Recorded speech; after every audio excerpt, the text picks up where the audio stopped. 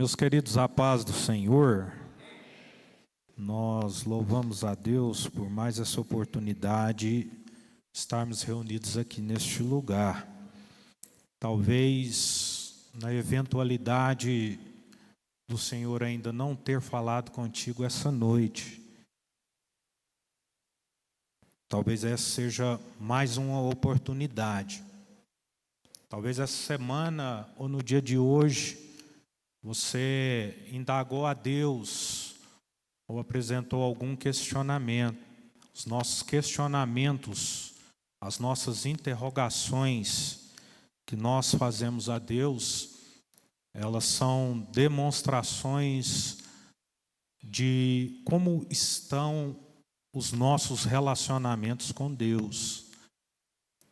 E eu creio que o Senhor ainda pode falar contigo nesta noite. Se Ele, porventura, não te responder, continua fazendo como Gênesis capítulo 33. Continua insistindo e lutando com Deus, porque no momento de Deus, Ele tem uma resposta para a sua vida. Evangelho do nosso Senhor e Salvador Jesus Cristo, segundo escreveu Lucas, capítulo 1, a partir do versículo de número 26, nós estaremos lendo até o versículo de número 38.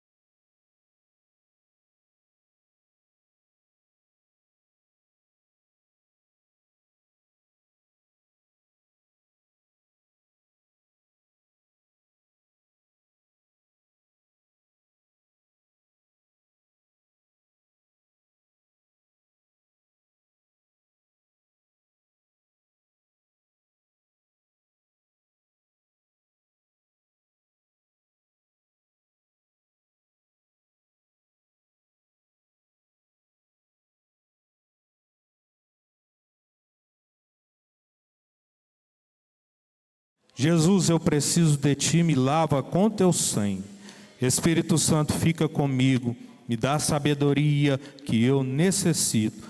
Pai, eu preciso de Ti. Amém. Podemos assentar.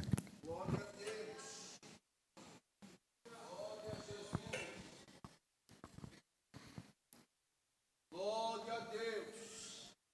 O fundo histórico, no que se concerne à questão política e geográfica, o Império Romano vai expandindo as suas fronteiras e os seus domínios. No que se refere ao campo religioso, Jerusalém agora volta a prestar o culto novamente a Deus e oferecer todos os sacrifícios e realizar as festividades ali na região da Judéia. Mas é interessante que quando você se depara com esse texto, a gente percebe que, não obstante as questões políticas, econômicas, sociais, religiosas estarem acontecendo,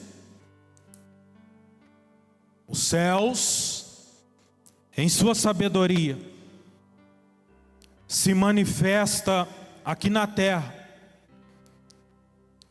em uma região pouco louvável e considerável pelo povo de Israel.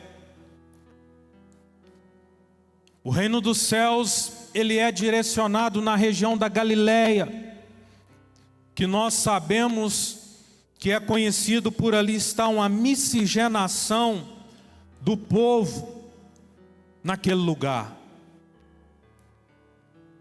Mais do que isso, o reino dos céus se manifesta na cidade de Nazaré. E ali naquele lugar, naquela cidade, o reino dos céus vai ter com uma jovem, pouco conhecida na face da terra. Até então, não havia qualquer menção acerca dessa moça, acerca da sua família, acerca da sua condição social. Maria está vivendo em um contexto em que não há a transição de criança para a juventude, igual tem nos dias de hoje, que inseriram os adolescentes no meio. Alguns vão dizer que ela tem aproximadamente 14 anos de idade. Nos dias de hoje, talvez seria considerada ainda uma criança em decorrência da ausência de maturidade. E Lucas agora, escrevendo para os sábios, ele começa a discorrer cronologicamente os acontecimentos de acordo com o evento tempo. E a sensação que eu tenho é que ele está lendo Joel capítulo 2, que depois é mencionado em Atos dos Apóstolos capítulo de número 2. Porque agora o reino dos céus se manifesta primeiramente a um casal de idosos,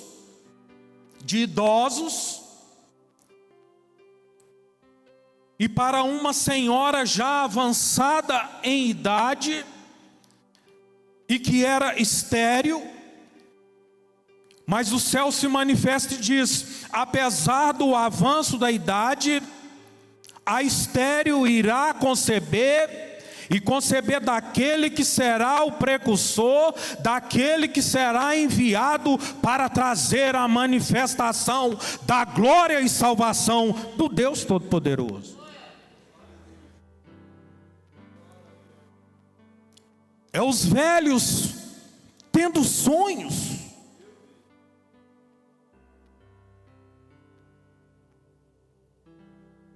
E é Maria esta jovem, recebendo a visita do céu e tendo visões. Jovens, vocês terão visões e não alucinações.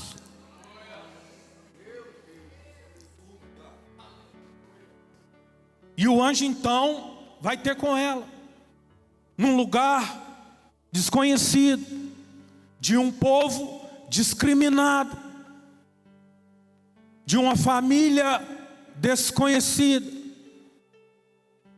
E o céu lhe faz uma promessa.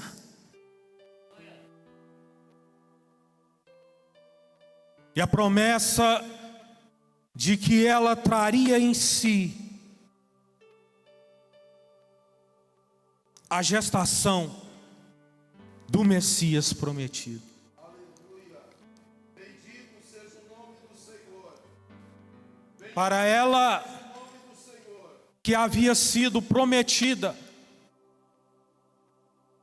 para José, mas que ainda guardava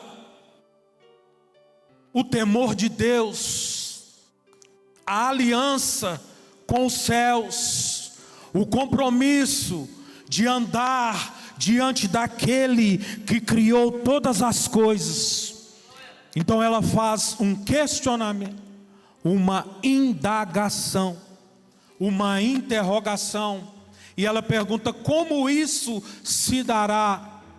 E aqui eu abro um parênteses, querido, para poder aplicar já o texto na minha e na sua vida, que muitas das vezes nós comparecemos diante de Deus e questionamos: Senhor, como se dará, como se cumprirá a promessa que o Senhor me fez? Aleluia. E o anjo então explica para ela: descerá sobre ti o Espírito Santo, Aleluia. e o poder do Altíssimo te envolverá. Aleluia. Como é que vai ser? Que desespero! Quantas e quantas vezes eu compareço diante de Deus: Senhor, como será isso? Porque muitas das vezes eu me atenho à sabedoria, que é aqui terrena, e muitas das vezes a sabedoria terrena é animal, diabólica. E Tiago, escrevendo lá no capítulo 3 sua carta, ele diz: mas a sabedoria que vem do alto,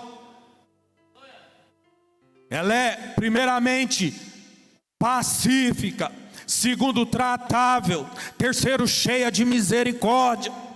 E a misericórdia de Deus precisava se manifestar aqui nesse tempo para este povo. Por quê? Porque o homem estava distanciado de Deus, havia caído juntamente com Adão ali no jardim do Éden, pecado, se afastado de Deus, perdido a condição de ter filho de Deus e desfrutar das bênçãos e da virtude dos céus. Mas Deus tinha uma promessa de que manifestaria aqui nessa terra, trazendo salvação a todos os seres humanos.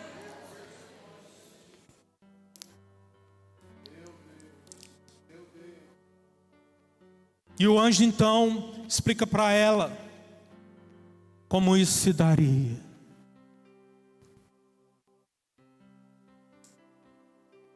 É interessante que existe um lapso temporal, tempo, minutos, horas, dias, meses, anos, não sei. Mas existe um lapso temporal entre a comunicação da promessa, a manifestação da promessa até o seu cumprimento. E aqui nesse caso, quando ela menos esperava, aquela jovem que não conhecia, mas que cria que havia devotado a sua fé, entregue a sua fé para aquele que tudo pode. Quando ela menos esperava, o Espírito do Senhor veio sobre a vida dela.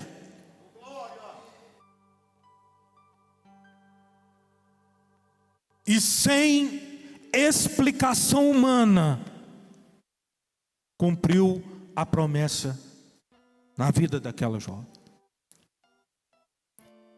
E é interessante que o Espírito Santo, então, agora, sobre a vida de Maria, então ele começa o quê? A trabalhar. E ele então agora vai preparar o organismo de Maria para ela receber aquele ser. Paralelamente, eu consigo ver aqui a história da igreja, que sem saber, que sem entender, que sem compreender, recebe o trabalhar do Espírito Santo, que começa a preparar o seu ser, o seu organismo, o seu corpo, para poder receber a pessoa bendita do nosso Senhor e Salvador Jesus Cristo.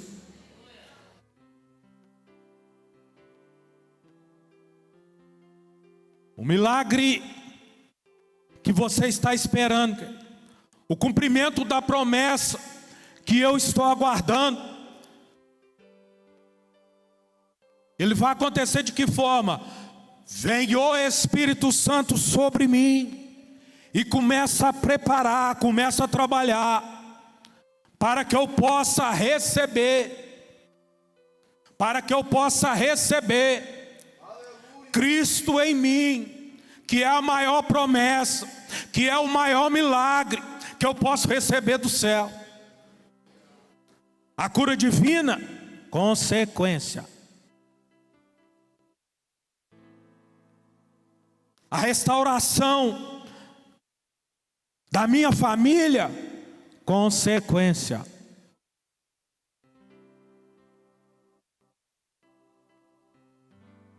As manifestações miraculosas, por onde eu passo, por onde eu vivo, onde eu convivo, consequência da manifestação do Espírito de Deus em mim, preparando a minha vida para receber o Messias. Aleluia!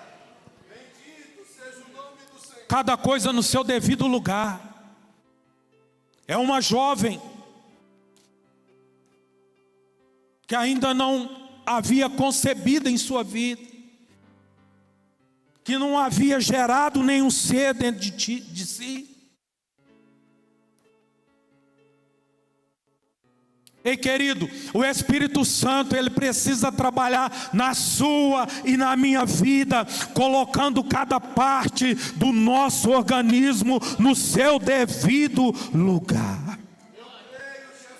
Oh, glória. Eu creio, Jesus. Ele precisa preparar, precisa me estruturar, ele precisa me organizar, para então, num segundo momento, eu começar a gerar a Cristo dentro de mim. Cristo ser gerado dentro do meu ser. O apóstolo Paulo ele entendeu isso assim, de uma forma tão clara, e ele escrevendo então agora para a igreja da Galácia, para os Gálatas, ele diz: ó, meus queridos filhinhos, de quem de novo eu sinto as dores de gestação, até que Cristo seja novamente formado dentro de vós. Aleluia, Jesus. Glória a Deus.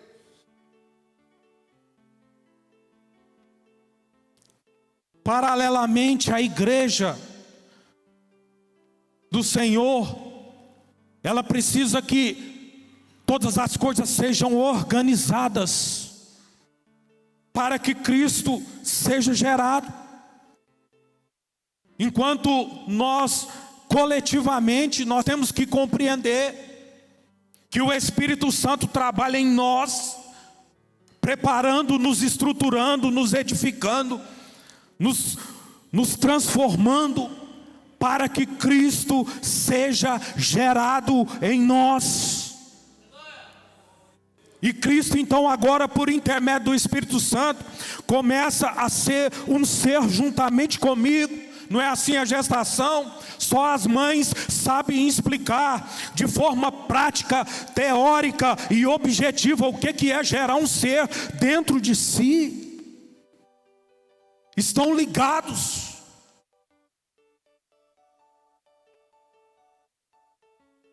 Geneticamente é um único ser.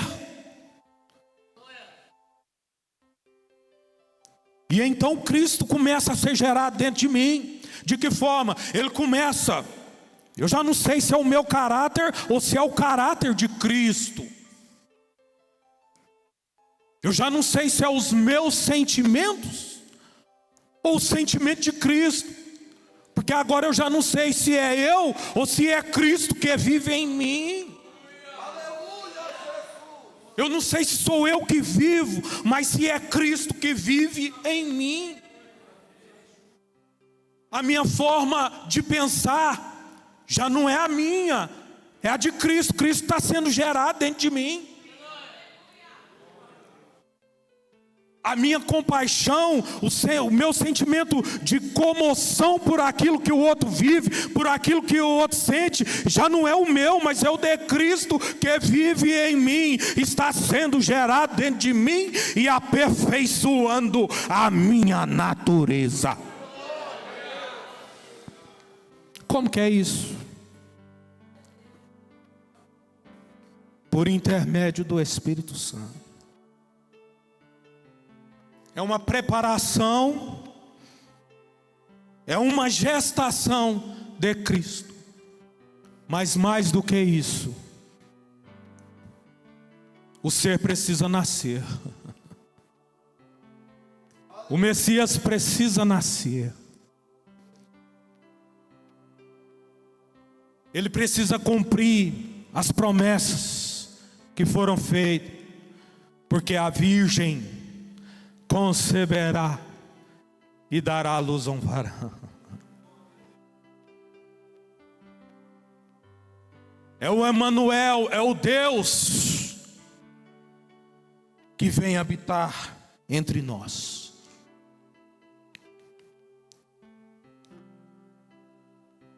E então agora chega o tempo. Maria recebeu toda uma preparação e uma adequação. Maria agora carregou aquele ser por 9 meses no seu ventre. Mas agora ela dá à luz. E então nós chegamos no terceiro momento para mim encerrar. Que é o momento de se cumprir um propósito. E é aqui que nós não podemos ter sentimentos egoístas. Porque o Espírito Santo vem e me prepara. O Espírito Santo vem e gera Cristo em mim. Os céus se manifesta cumprindo uma promessa. Não é para que habite em mim um sentimento egoísta. E que eu desfrute com exclusividade e com limitações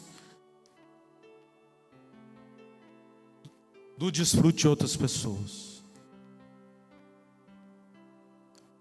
Ele agora, o Messias, ele começa a cumprir o seu propósito aqui na terra. E o Cristo, depois que é gerado em mim, então me envia da mesma forma para que eu cumpra o propósito de Deus designado para a minha vida. Primeiro propósito de Cristo aqui na terra: trazer salvação para o ser humano. Estávamos todos condenados, estávamos todos afastados de Deus, estávamos todos caminhando para a condenação eterna.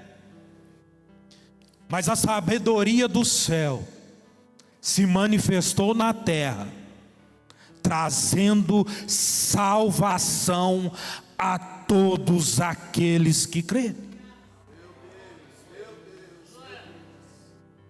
Segundo propósito de Cristo, depois de manifestar salvação, é me colocar de pé novamente diante do Pai e me reconciliar com Ele.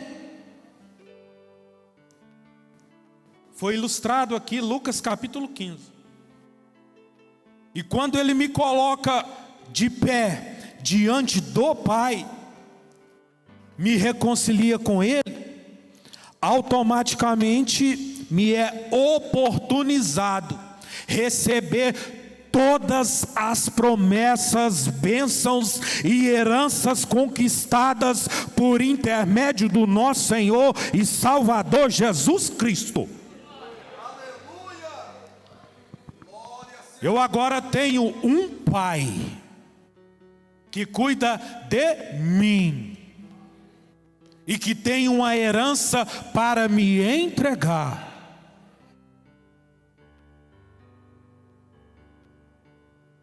Espírito de orfandade já não faz mais parte da minha vida.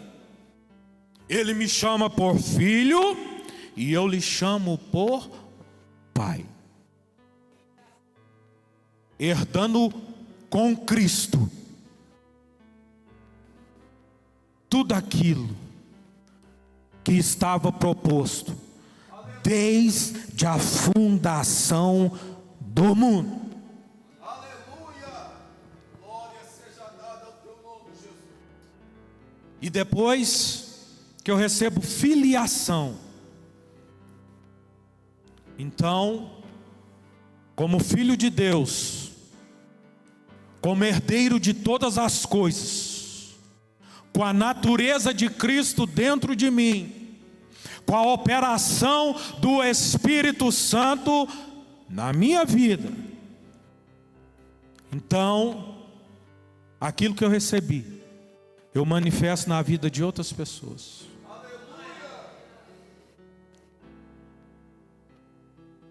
Tem um dito aí que fala: cada um oferece aquilo que tem.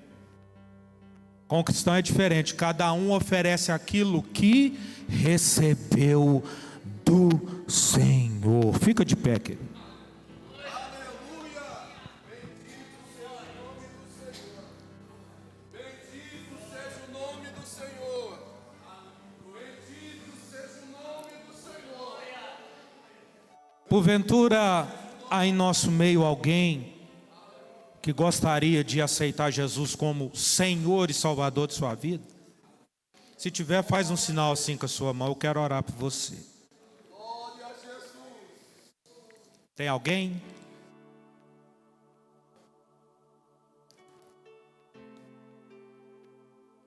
Como, Senhor? Como isso acontecerá? Como o Senhor manifestará o seu milagre? Quando, Senhor, o Senhor cumprirá a sua promessa? Descerá sobre ti, querido Espírito Santo. O poder do Altíssimo te envolverá debaixo das suas asas. O Espírito Santo, ele vai te preparar para você receber a bênção do Senhor. Mais do que isso, ele vai começar a gerar Cristo em seu ser, na sua natureza. E também muito mais do que isso, querido, ele vai te colocar de pé diante de Deus, para que você desfrute das promessas, das bênçãos que ele conquistou ali na cruz do Calvário, por intermédio do nosso Senhor e Salvador Jesus Cristo. E vai te enviar para que por intermédio da sua vida, outras vidas possam ser direcionadas e alcançadas por nosso Senhor e Salvador Jesus Cristo. Você que crê, erga sua mão e ore comigo. Pai querido, em nome do nosso Senhor e Salvador Jesus Cristo, nós te adoramos, Senhor, nós te bendizemos, Senhor, nós glorificamos o teu nome. Ó Espírito Santo, mantenha sobre nós o teu agir e o teu querer e o teu atuar, Senhor, que nós venhamos receber de ti, Jesus, tudo aquilo que o Senhor conquistou, e mais do que isso, Senhor, o principal, que nós venhamos estar contigo todos os dias, Senhor, pelo século do século, eternamente na tua presença, porque o Senhor é digno de todo louvor, de toda adoração e de toda glória para todo sempre.